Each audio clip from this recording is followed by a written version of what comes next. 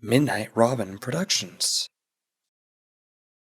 Hello, and welcome to my video essay on Macbeth for my Methods of Literary Studies class.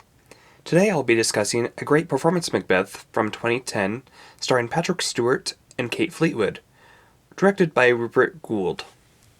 This adaptation of Macbeth brilliantly incorporates the stylization of live performance into the scope of cinema. The underlying tones of noir in the lighting and set decoration create an aura of foreshadowing darkness and unease in the viewer. Conveying looming emotional tones of dread is challenging and near impossible to achieve in the setting of live theatrical performance alone. Through the magic of video editing and monochromatic overlays, the viewer is left with a sense of foreboding for Macbeth and all he encounters.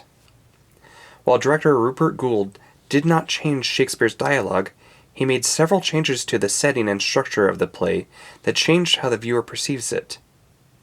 The most defining feature that this adaptation changed was setting it in the 20th century wartime.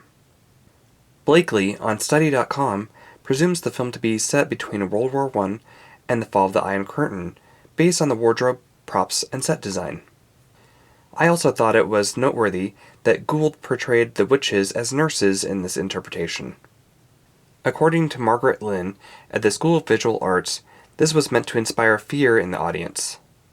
David Belcher on NursingCenter.com takes it a step further by stating that Goold appropriates a nurse's trustworthy image for his witches, who then manipulates the lines between good and evil until they are hopelessly blurred. This is particularly evident in the witches' introduction, when they act as though they will heal the injured man, but instead kill him and rip out his heart to use in their sorcery. During the scene, they discuss when next they shall meet is when they will give Macbeth his prophecy. This shows the contrast of the quote, "fair is foul, and foul is fair," symbolizing how Goold perverted the idea of good and healing nurses and vindictive evil witches, and though they look trustworthy, only death and destruction follow in their wake. To top it off, Hecate never appeared in this version, implying that these witches are self-serving in their actions. Although their motives are unknown, it can be assumed that they are not altruistic. I thought this version of Macbeth was absolutely phenomenal.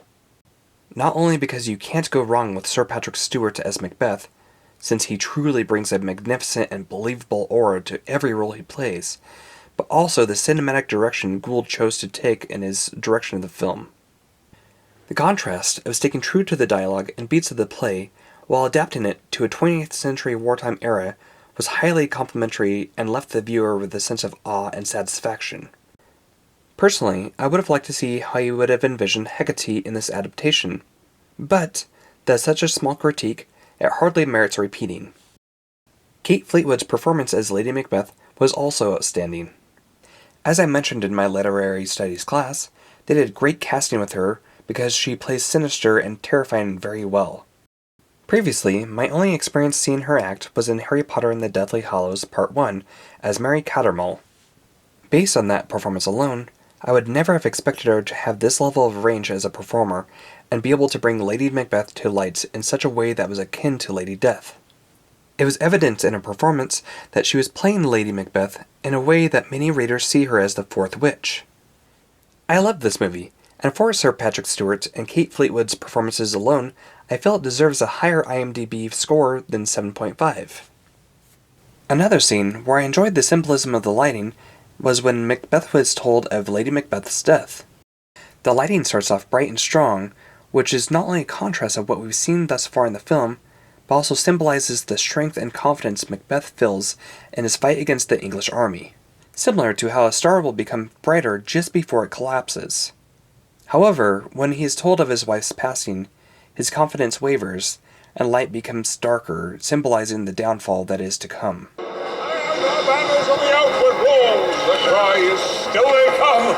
Our castle strength will laugh a siege to scorn. Here let them lie, till famine and the ague you eat them up. Were they not forced, with those that should be ours, we might have therefore met them, beard to beard, and beat them back at home. What is that noise? Cry of women, my good lord!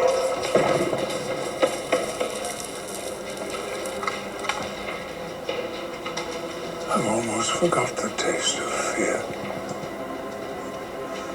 The time that being my senses would have cooled to hear a night shriek.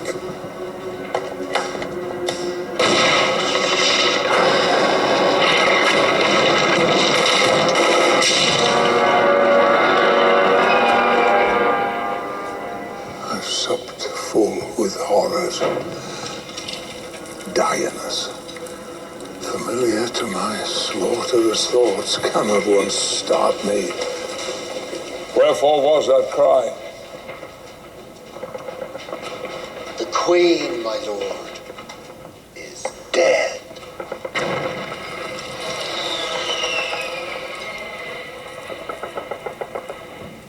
She should have died hereafter.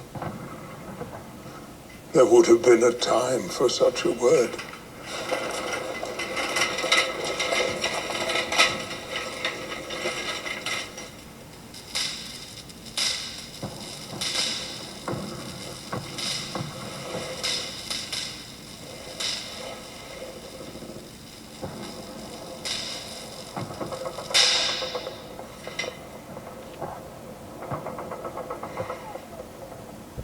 Tomorrow.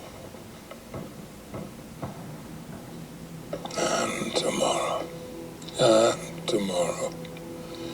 Creeps in this petty pace from day to day to the last syllable of recorded time.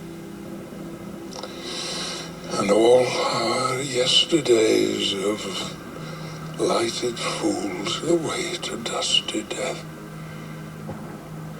Out. Out. Brief candle. Life's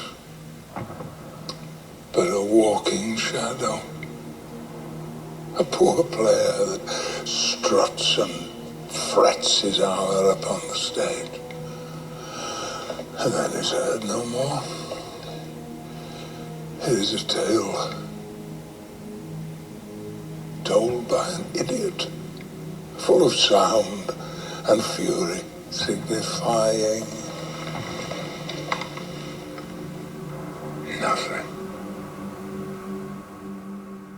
This scene reflects how Goold uses lighting and gray tones throughout the film to give an aura of unease, dread, and helplessness. Goold heavily relies on lighting to convey tones, foreshadowing, and symbolism throughout the film. Lighting and editing are powerful tools in filmmaking that can make or break the overall tone of a film and make the difference between a high-quality, big-budget film and a short, independent student film. Gould's use of lighting to highlight and dramatize scenes exemplifies the play's dark and dreary tone and the tragedy that befalls the characters within. Another fantastic example of Gould's use of lighting to exemplify the tone of a scene is when Lady Macbeth reads Macbeth's letter. Most of the scene utilizes shadows and pale tungsten lighting to convey the feeling of menace and apprehension. The viewer could watch the scene muted and still discern that this terrifying woman is plotting something foul despite looking so fair. That is the power of lighting and storytelling. My final thoughts on this film's adaptation of the play was that it was a phenomenal interpretation that conveys a powerful and commanding presence that can only be captured in a controlled and edited setting in the cinema as opposed to a live performance.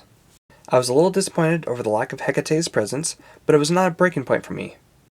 I also thought the wardrobe decision to use ghillie suits in place of the branches of the great Birnam wood was absolutely brilliant. Patrick Stewart's performance was outstanding as Macbeth. It does make me wonder how the other X-Men actors fared. When I have time, I'll look into James McAvoy, Michael Fassbender, and Sir Ian McKellen's performances as well.